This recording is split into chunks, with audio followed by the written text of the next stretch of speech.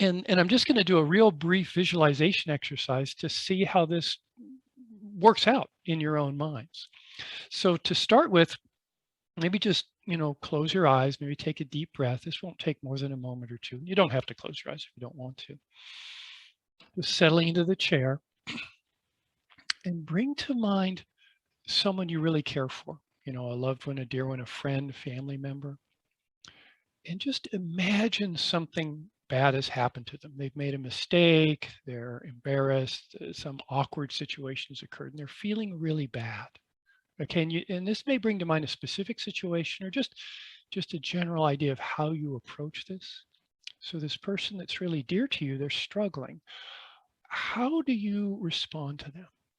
Okay, really think about this. What words do you say? Right? Or the tone of voice of those words?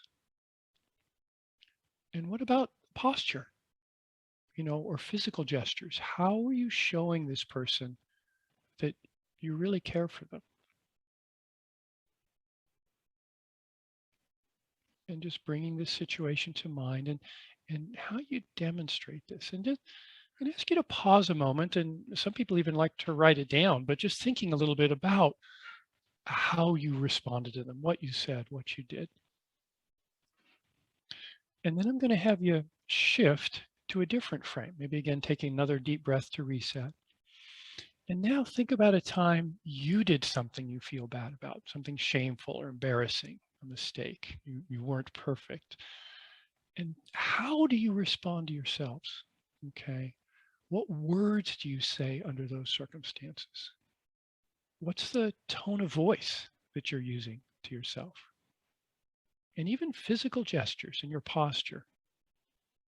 How are you responding to yourself when you've done something embarrassing and shameful?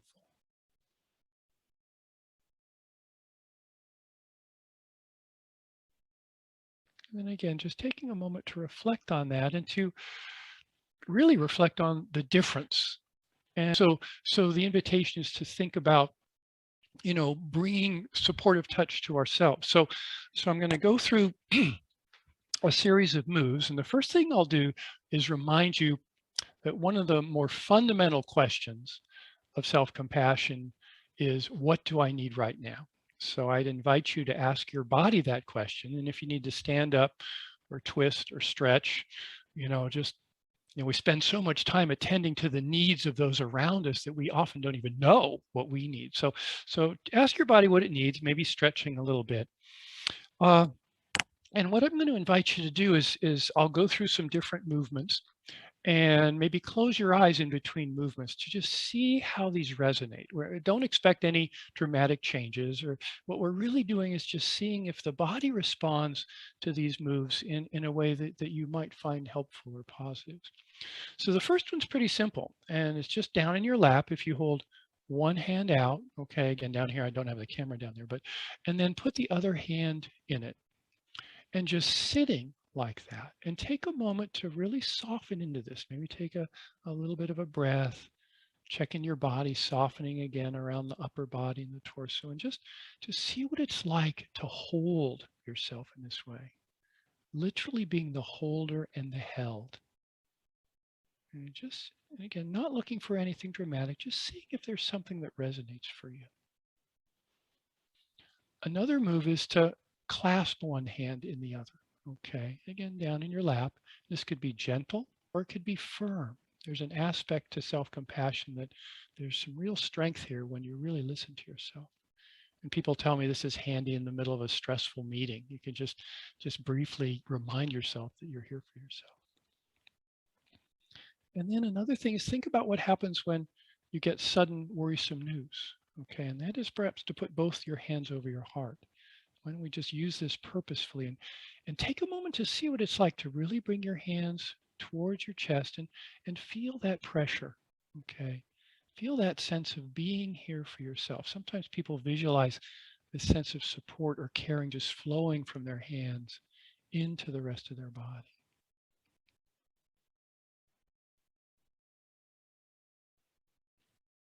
And sometimes a different move, just putting a fist over your heart. Again, this is the stronger aspects of compassion, or even a combination of the fist and then a hand over that, almost a combination of the nurturing aspects of compassion and the strength. And just feeling that over your heart. Again, breathing, softening. Sometimes people even like to rock a little bit as we do this, or weave side to side. And perhaps the classic one is just one hand over the heart. Okay, maybe gently rubbing or altering the pressure. And it's not just the move, okay? It's also the intention behind the move. Really see if you can have this intention of letting your body know, letting yourself know that you're here for yourself right now.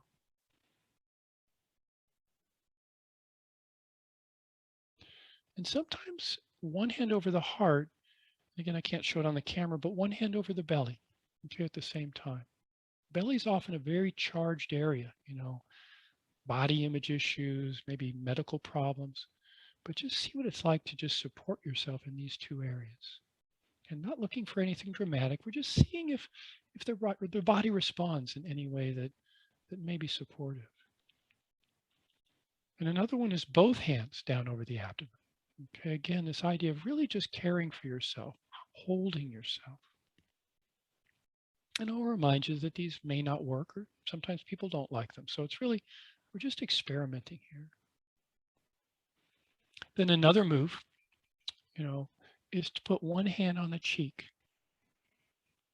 And really notice all the sensations here. Your face is very sensitive, your hand is very sensitive, really bringing a lot of sensation here, but also the idea of, again, just being kind to yourself, and sometimes both hands too. Just remembering to breathe, checking into the body, seeing if it's tightening up and softening that. And then something else, just simply reaching across your chest and holding your shoulder.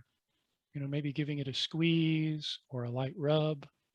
Just once again, just letting yourself know that you're here for yourself. And sometimes both hands, some people like to tap or just, again, the squeeze or massage. And then maybe one hand over a shoulder.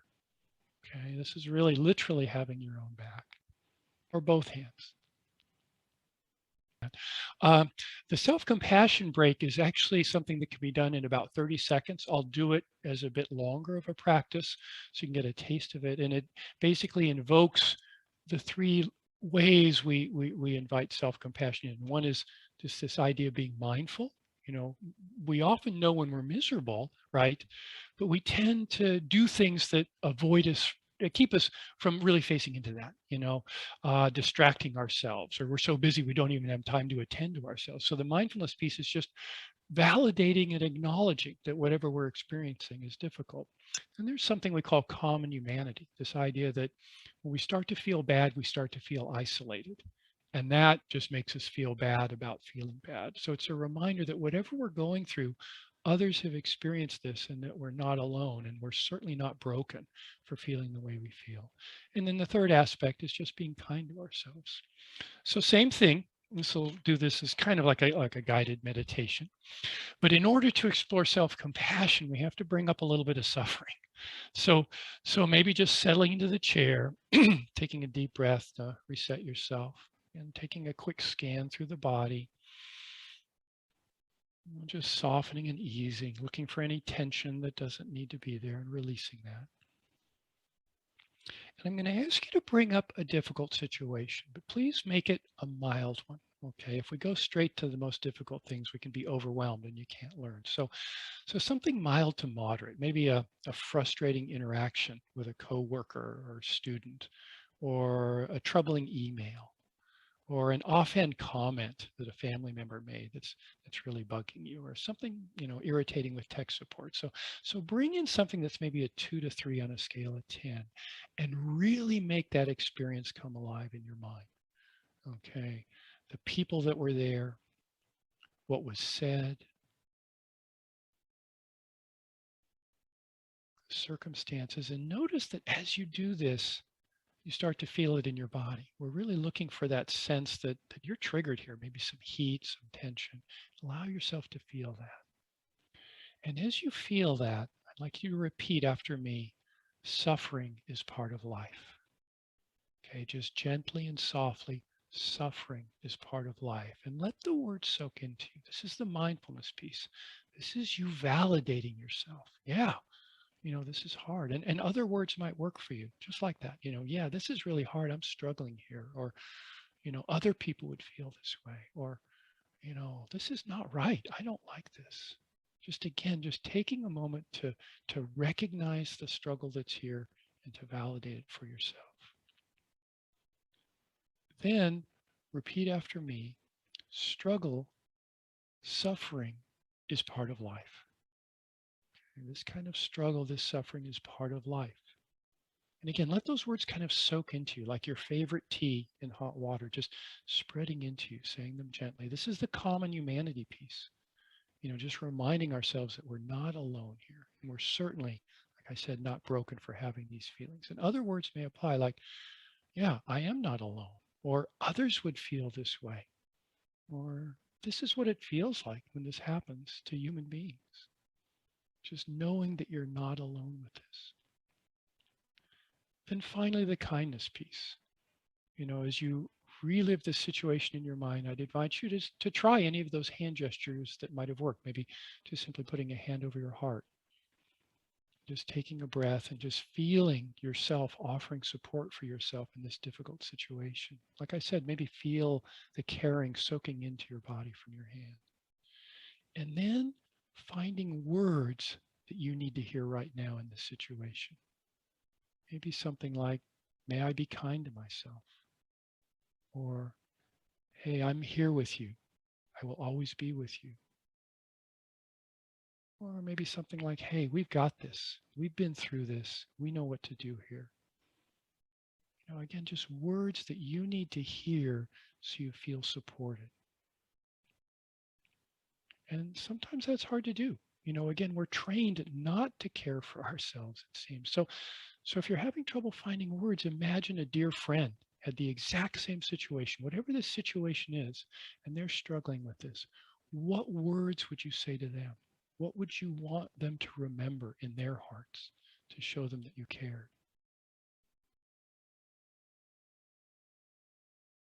And then those words you offer them, can you offer them to yourself? Again, in a gentle voice. This is so important to attend to the body, see how the body's responding, breathing. And just this pattern of recognizing what's here, acknowledging the struggle, allowing yourself to remember that others have experienced this, and then words of support. So I'll just end that practice. So